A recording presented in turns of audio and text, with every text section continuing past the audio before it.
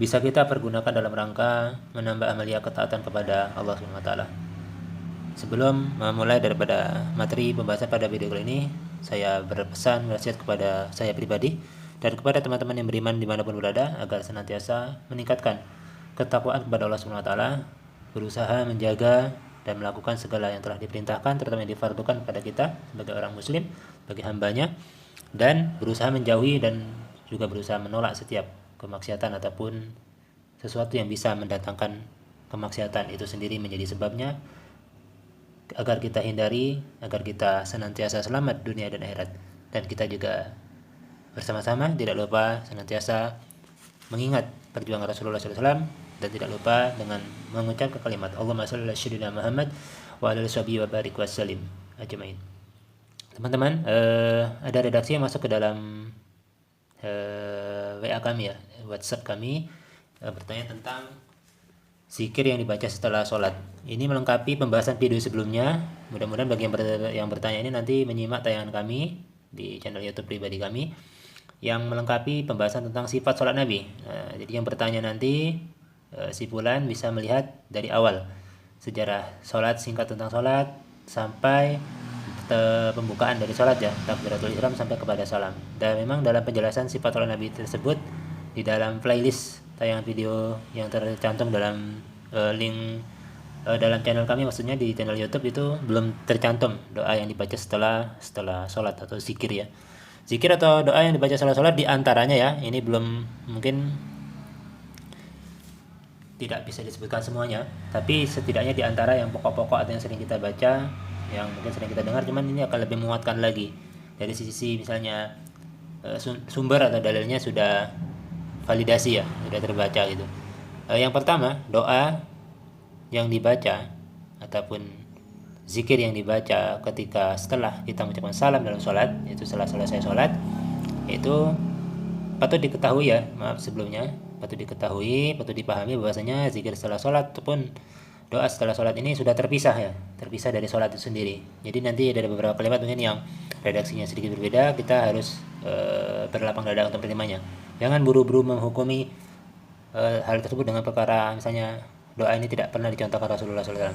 Mari perbanyak referensi, perbanyak baca, karena perintah yang turun kepada Rasulullah SAW saat pertama kali beliau diangkat sebagai Rasul ya, itu adalah Iqra, itu membaca. Artinya penting sekali seperti itu kita memahami atau memperbanyak referensi agar tidak menuduh sesat amaliyah dari saudara-saudara kita yang mungkin mereka lebih lama belajarnya dari kita dan lebih banyak membaca referensi dibandingkan kita yang mungkin masih baru membaca referensi ataupun hanya 1 atau 2 kitab. Jadi yang kami sebutkan di sini hanya beberapa saja. Adapun background pada video kali ini hanya sekedar background saja ya, tidak mewakili dari apa yang akan kami jelaskan ini, tapi insyaallah bisa dirujuk kepada sumber-sumber yang bisa dipertanggungjawabkan atau validasinya sudah diakui. Urutan zikir pertama yang dibaca setelah sholat ya, sholat fardu terutama, yaitu istighfar ya 3 kali ya. Itu ya yang paling standar adalah astagfirullah, astagfirullah, astagfirullah 3 kali. Tapi bisa juga disempurnakan baca menjadi astagfirullahaladzim, artinya mohon ampunan, aku mohon ampunan kepada Allah yang Maha Agung, yang Maha Agung ya, atau yang Maha Besar. Astaghfirullahaladzim, astaghfirullahaladzim sampai 3 kali, atau bisa disempurnakan nanti pada bacaan yang ketiga, astaghfirullahaladzim alladzi la ilaha illa huwal hayyul qayyum wa atubu ilaih. Nah, sebenarnya istighfar ini kenapa dibaca yang pertama kali setelah sholat? Ini ada hikmahnya, cuman pada kesempatan kali ini kami tidak membahas hikmah tentang kenapa istighfar dibaca saat setelah sholat fardu selesai. Pada kesempatan berikutnya insya Allah akan membuatkan kenapa dibaca istighfar pada saat setelah selesai sholat fardu. Selanjutnya setelah istighfar yang dibaca zikir atau yang mengandung doa ya, itu Allahumma antas salam wa minkas salam, tabarakta rabbana, tabarakta ya zal jalali wal ikram. Atau juga ada menambahkan Allahumma antas salam minkas salam wa alaika salam fahyana rabbana bisalam, dan seterusnya. Seperti itu. Yang selanjutnya, tapi yang patut diketahui adalah kita mengerti apa yang kita baca ya. Kalau istighfar jelas ya, mohon ampun kepada Allah. Kalau Allahumma antas salam ini yang singkat, yang pendek, dari redaksi yang berbeda ya. Tadi ada tambahan juga yang memakai misalnya wa ilaika salam dan fahyana rabbi salam wa adnal jannata da rasalam, seperti itu. Artinya ya Allah, engkau pemberi keselamatan dan darimu keselamatan, dan engkau maha suci engkau wahai Tuhan yang memiliki keagungan dan kemuliaan. Ya, ini Allahumma tassalam minka salam ini yang pendek ya, versi pendeknya tercantum dalam kitab Sahih Muslim di nomor hadis 591. Selanjutnya, setelah istighfar dan doa tadi, zikir selanjutnya, bagian yang berikutnya yang harus dibaca setelah sholat fardu, patut dipahami lagi ya, jangan sampai ada yang menilai ini bid'ah, tidak ada ini, tapi kita dulukan dulu referensi banyak baca seperti itu. Nah, ini sebagian dari zikir-zikir yang dibaca setelah sholat fardu, karena zikir antara subuh dan maghrib itu banyak sekali ya, terutama setelah sholat subuh dan setelah sholat maghrib itu banyak sekali kita diajarkan untuk berzikir kepada Allah Subhanahu wa Ta'ala. Ini yang standar. Kalau standar itu berarti semua orang bisa melakukan. Kalau Anda tidak mau melakukan yang standar ini gimana gitu kan, keimanannya patut dipertanyakan. Selanjutnya zikir atau doa yang dibaca setelah sholat fardu, la ilaha illallah la syarikalah, lahul mulku wa lahul hamdu wa huwa ala kulli syai'in qadir. Itu dalam versi nanti kita bab doa yang selainnya dibaca yuhyi wa yumitu seperti itu. Selanjutnya doa ini ada sambungannya ya. Allahumma la ma'ni'a lima a'taita wa la mu'tiya lima mana'ta wa la yanfa'u dzal jaddi minkal jaddu. Itu artinya tiada Rabb yang berhak disembah selain Allah yang Maha Esa atau yang Maha Tunggal, tidak ada sekutu baginya puji dan baginya segala kerajaan. Dia Maha Kuasa atas segala sesuatu. Ya Allah, tidak ada yang mencegah apa yang Engkau berikan dan tidak ada yang memberi apa yang Engkau cegah. Tidak berguna kekayaan dan kemuliaan itu bagi pemiliknya selain iman dan amal salihnya yang menyelamatkan dari siksaanmu. Hanya darimu kekayaan dan kemuliaan. Di sini tercantum dalam kitab yang super sahih, sangat sahih, itu di hadis Bukhari nomor hadis 6615 dan Muslim 593. Selanjutnya, urutan zikir yang dibaca setelah salat fardu. La ilaha illallah la syarika lahu, lahul mulku wa lahul hamdu wa ala kulli syai'in qadir. La haula wa la quwwata illa billah, la ilaha illallah wa la na'budu illa iyyahu. Lahun ni'matu wa lahul fadlu wa lahus sana'ul hasan. La ilaha illallah mukhlisina lahuddin walau karihal kafirun. Kalau dibaca terjemahnya, tiada Rabb yang berhak disembah kecuali Allah yang Maha Esa, tidak ada sekutu baginya kerajaan dan pujaan atau pujian. Dia Maha Kuasa atas segala sesuatu. Kenapa kami coba bacakan terjemahan yang versi terjemahan Indonesia ke dalam bahasa Indonesia, supaya bagi teman-teman yang mungkin belum memahami arti atau terjemahan bacaan zikir bisa sedikit banyak memahami apa yang dibaca ketika kita membaca zikir bersama-sama setelah sholat fardu, atau kita sedang sholat fardu dalam perjalanan dari rumah, kita bisa mengerti ketika membaca doa, oh ini terjemahannya, kita mengerti apa yang maksud dari apa yang kita baca. Tiada Rabb yang disembah selanjutnya kecuali Allah, kami tidak menyembah kecuali kepadanya, baginya nikmat, anugerah dan pujaan yang baik. Tidak ada Rabb yang disembah kecuali Allah dengan memurnikan ibadah kepadanya, walaupun ataupun sekalipun orang-orang kafir sama orang kafir tidak menyukainya atau membenci. Hadis ini diriwayatkan oleh Imam Muslim di nomor hadis 594. Adapun zikir atau urutan doa yang dibaca setelah yang kita baca barusan adalah membaca tasbih ya. Subhanallah walhamdulillah wala ilaha illallah akbar 33 kali ya. Subhanallah 33, alhamdulillah 33 dan Allahu akbar 33. Jadi tidak masalah dimulai dari yang mana dulu, tapi secara yang lazim dibaca pertama dari tasbih ya, subhanallah. Jadi dalam redaksi hadis yang berbeda disebutkan Rasulullah membaca hadis zikir ini subhanallah itu sebanyak 10 kali. Alhamdulillah 10 kali, Allahu akbar 10. Itu tapi standar ya. Ini juga standar karena ada zikir yang dibaca ketika pagi dan petang hari itu bisa lebih banyak dari yang dibaca yang standar ini. Ya, ada subhanallah sampai 100 kali dan pahalanya luar biasa besar ketika juga dibaca sebelum tidur itu. Jadi yang standar ya, subhanallah walhamdulillah wala ilaha illallah 33 kali dan ditutup dengan kalimat la ilaha illallah syarikalah lahul mulku wa lahul hamdu wa ala kulli syai'in qadir, seperti itu.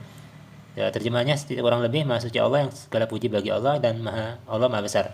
Tidak ada Rabb yang berhak disembah kecuali Allah yang Maha Tunggal, tidak ada sekutu baginya kerajaan, baginya pujian. Dialah yang Maha Kuasa atas segala sesuatu. Hadis riwayat Imam Muslim di nomor hadis 597. Selanjutnya, bacaan doa atau zikir yang kelima, yang selanjutnya setelah kita membaca doa tadi adalah membaca surah Al-Falaq ya, membaca surah An-Nas dan membaca surah Al-Ikhlas ya, atau Al-Ikhlas dahulu, Al-Falaq dan An-Nas. Boleh dibaca satu kali atau masing-masing dibaca 3 kali sebenarnya. Hadis ini diriwayatkan oleh Imam Abu Dawud di nomor hadis 1523. Selanjutnya, bacaan zikir yang dibaca setelah sholat fardu yaitu membaca ayat kursi setiap selesai dari sholat fardu itu. Jadi setiap selesai dari sholat fardu jangan tinggalkan untuk baca ayat kursi. Hadis ini diriwayatkan oleh Imam An-Nasyai, Imam Tabarani dan di nomor hadis 9928 atau At-Tabrani di nomor hadis 7532. Jadi ada hadis yang menyebutkan tidak ada yang memisahkan antara pembacanya dengan surga kecuali kematian. Jadi siapa yang membaca ayat kursi setelah sholat, jadi tidak ada yang memisahkan dia dan surga kecuali kematian. Selanjutnya, urutan zikir atau doa yang dibaca setelah sholat fardu. La ilaha illallah syarikalah, lahul mulku wa lahul hamdu, yuhyi wa yumitu wa ala kulli syai'in qadir 10 kali. Ini terutama dianjurkan saat sholat subuh dan sholat maghrib ya. Zikir pagi petang itu dianjurkan memperbanyak zikir. 10 ingat ya, ini hanya standar.